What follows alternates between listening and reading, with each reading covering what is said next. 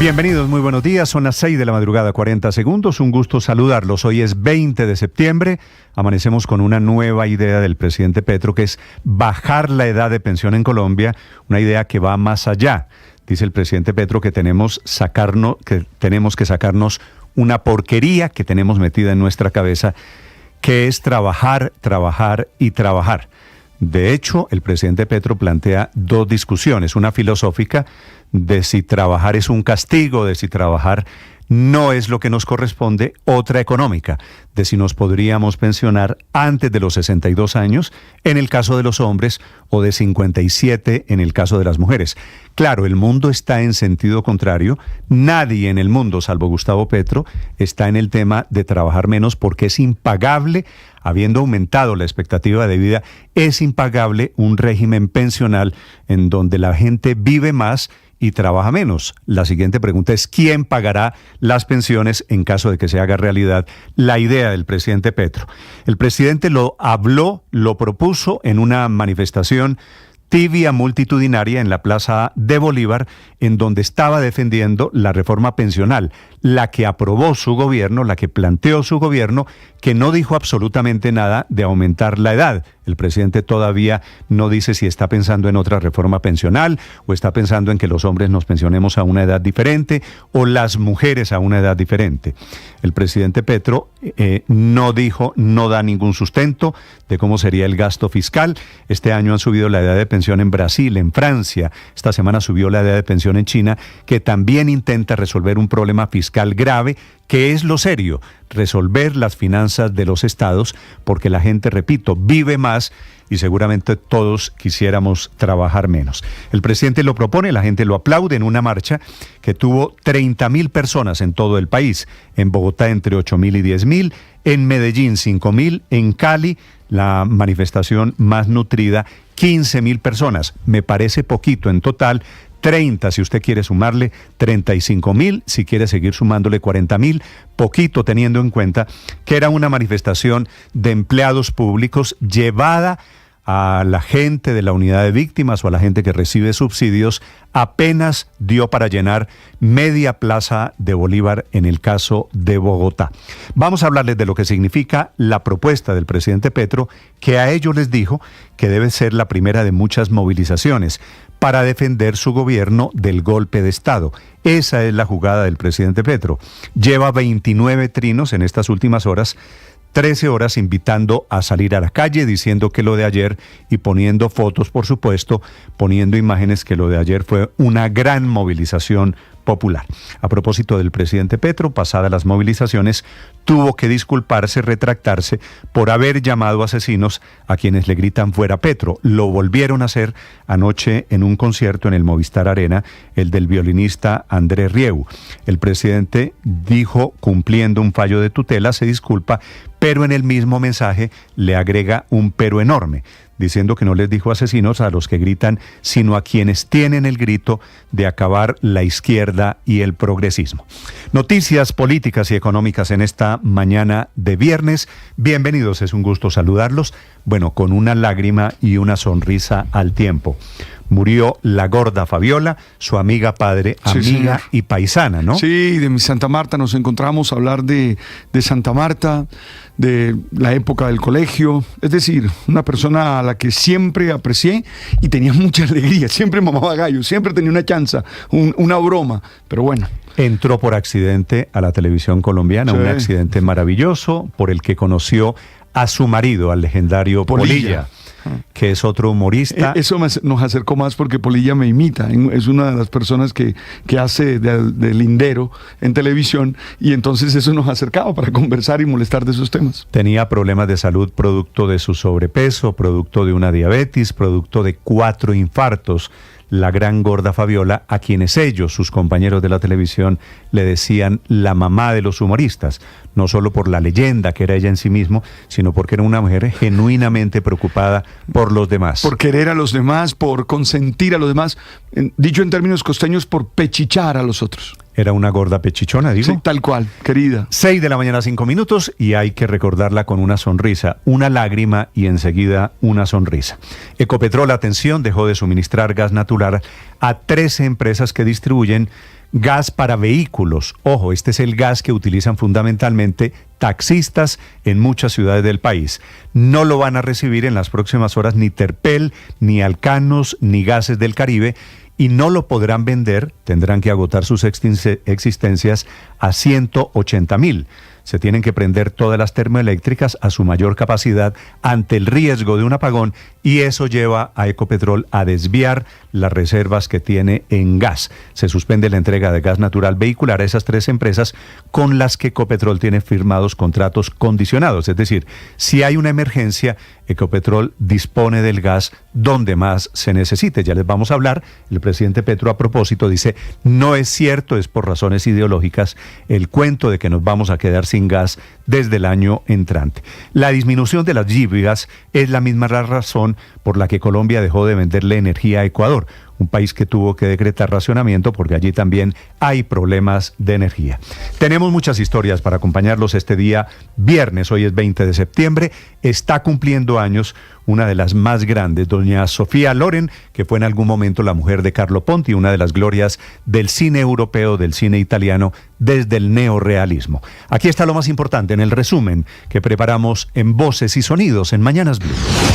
Siempre he soñado con que mi tumba tenga un epitafio que diga: descansa en paz, alma mía, solo querías reír. Murió en Bogotá Fabiola Emilia Posada, una de las humoristas más queridas por todos los colombianos. Y el legado para todo el mundo es que hay que reír pese a la adversidad. Reír llorando es lo más bello que puede pasar. La gorda Fabiola, como cariñosamente la llamábamos, hizo parte del elenco de Sábados Felices durante 35 años. Su sonrisa y su energía serán inolvidables. Cuando yo pasaba por la puerta de los estudios Gravy en la avenida 19, yo los veía todos y me parecían inalcanzables, hasta el día en que pasaba yo y necesitaban una gorda y me llamaron para que entrara. Yo no podía creer, yo tocaba el cielo de verlos tan cercanos y todo, y pensar que a los 2 meses ya hacía parte yo de esta gran familia. Ante la triste noticia hubo varias reacciones, como la fue de su compañero Don Gediondo. Perdonen los compañeros de Sábados Felices, pero el ser más hermoso que yo conocí en el programa fue la gorda Fabiola, por su ternura, por su calidez, porque nos arropaba a todos. Su amigo y compañero de elenco, Heriberto Sandoval. Me quedo con el legado de una gran compañera incondicional en todos los asuntos de la vida a lo largo de estos 35 años de mutua actividad en el humor. Buen viaje, gordita. Por eso pedía que siguieran trabajando por Sábados Felices. Que no lo dejen morir, así como han llegado hasta el momento que las he visto con nuevas propuestas de humor, que por favor no dejen morir este programa, no lo dejen morir. El cuerpo de la gorda Fabiola estará en cámara ardiente en el Consejo de Bogotá de 8 de la mañana a 1 de la tarde. Luego será trasladado al Cantón Norte, donde permanecerá hasta el sábado a mediodía, y luego la Eucaristía de despedida.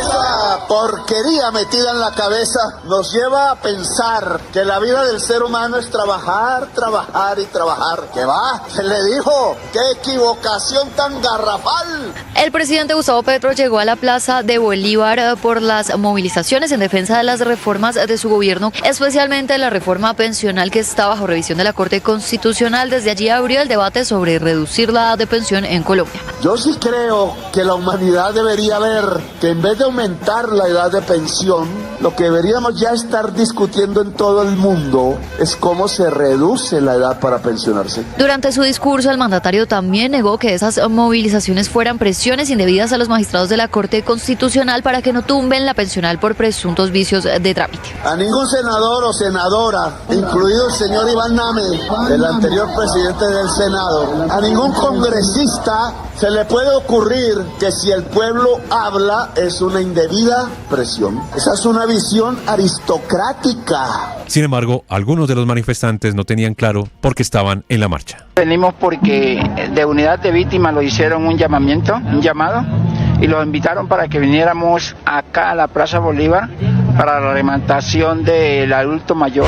Desde hoy Ecopetrol suspende temporalmente la venta de gas vehicular a 3 empresas distribuidoras, entre las que se destacan Terpel, ante la necesidad de enfocarse en la generación de energía para las plantas termoeléctricas. Entre las empresas afectadas aparecen Terpel, Alcanos, Efigas, Gases del Caribe, entre otras. En el eje cafetero desde la tarde de ayer se empezaron a ver los efectos de estas decisiones, pues en las 3 ciudades capitales las estaciones de suministro de la empresa Terpel salieron de funcionamiento y quedaron prestando el servicio a las demás bahías de otras distribuidoras a las que les suministra el combustible Efigas, quien también aparece en dicho listado. Hay 6 departamentos del país en los que las familias de estrato 1 y 2 no pagan lo que vale una pipeta de gas, pagan el 50% o el 60% por cuenta de los subsidios del gobierno nacional al GLP. Sin embargo, en lo que va del año, el gobierno solo ha pagado los subsidios de enero, febrero y marzo. El presidente de Gasnova, Alejandro Martínez, para cubrir estos subsidios de agosto a diciembre de este año. De hecho, el Ministerio de Hacienda no ha pagado lo correspondiente a los meses de marzo a julio. La opción de la gente estaría entonces en pasarse a la ley.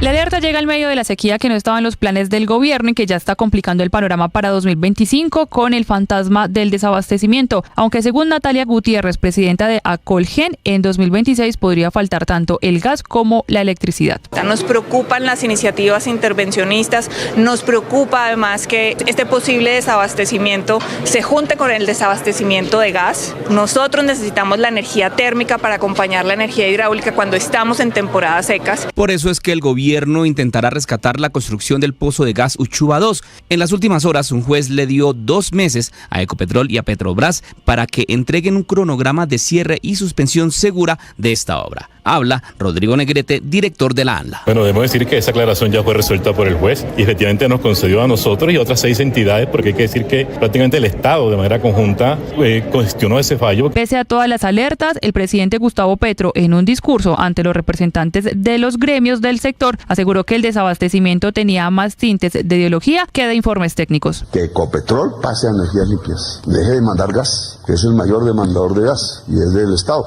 pues mayoritariamente. Por ahí empieza el ejemplo. Ya debería haber 0 demanda de gas de Ecopetrol. Y toda esa teoría que nos vamos a quedar sin gas, que es ideología, es que tenemos que salir de ahí y tenemos que salir del carbón. El Consejo de Estado ordenó al presidente de la República, Gustavo Petro, ofrecer disculpas públicas por calificar de asesinos a quienes han gritado fuera Petro en distintos escenarios. El mandatario se disculpó, pero al mismo tiempo arremetió contra la oposición. No le gritan a Petro los ricos del país fuera Petro. No están reproduciendo el mismo mensaje que lanzaron cuando mataron 5.000 militantes de la Unión Patriótica. Son los asesinos, los mismos que gritan fuera Petro. Ya cuando empezaron a sonar que boom, boom, boom, ya la gente ya se empezó a alarmar y a buscar ayuda. Entonces me pedí Diosito que me ayudara, que me sacara esta, porque que me diera otra oportunidad para poder ver a mi hija. Y dígame, aquí me tiene con vida todavía. En las últimas horas murió otro de los militares víctima del atentado terrorista del ELN contra un batallón en Puerto Jordán, Arauca. 7 más permanecen bajo pronóstico reservado. A pesar de este ataque terrorista, el presidente Gustavo Petro le volvió a abrir la puerta al ELN para reiniciar las negociaciones de paz, solo un día después de que la delegación del gobierno anunciara la suspensión de los diálogos. Petro aseguró, si el ELN no quiere romper el proceso de paz, díganlo. No se silencien, que la paz es para gritarla y la violencia para enterrarla. Un hecho de sicariato doble se presentó en el barrio Corinto. Los asesinatos aún son materia de investigación. El teniente coronel Jairo Hernández. Presenta un hecho lamentable, donde mediante la modalidad de sicariato son ultimadas 2 mujeres, madre e hija. Es importante resaltar que la madre presenta antecedentes por tráfico de estupefacientes y porte ilegal de armas. Según lo que hemos logrado indagar, había salido hace aproximadamente 6 meses de la cárcel. El avión traqueteaba impresionante y duramos como 10 minutos dando vueltas sobre el mar. Ni Barranquilla ni el Atlántico se habían recuperado del vendaval del pasado lunes, cuando al finalizar la tarde de ayer los fuertes vientos volvieron a derribar todo a su paso. Primero hubo una intensa ola de calor y luego, casi de forma apocalíptica, el cielo se cubrió por completo y se desató una tormenta eléctrica que incluso acabó con la vida de Yuset Enrique Mendoza, un mototaxista de 43 años, al que lo impactó un rayo cuando se movilizaba por las calles del municipio de Sabana Larga. La afectación, como era de esperarse, también vino por cuenta del servicio de energía, pues las redes colapsaron y gran parte de Barranquilla y el departamento quedaron a oscuras. Edmundo González fue objeto de extorsión y de chantaje. Es lo primero que señala María Corina Machado. Fue objeto de una extorsión y un chantaje, donde se le dijo que su vida corría peligro, o el exilio o el helicoide. Todos sabemos que el helicoide es una cárcel, el centro de torturas más grande de América Latina. Sin embargo, la líder opositora considera que la operación no le está saliendo bien al gobierno, pues ella insiste que mientras más imágenes, documentos, fotografías y videos saquen a la luz pública, más se demostraría, en su opinión, la coacción y la extorsión de parte del chavismo.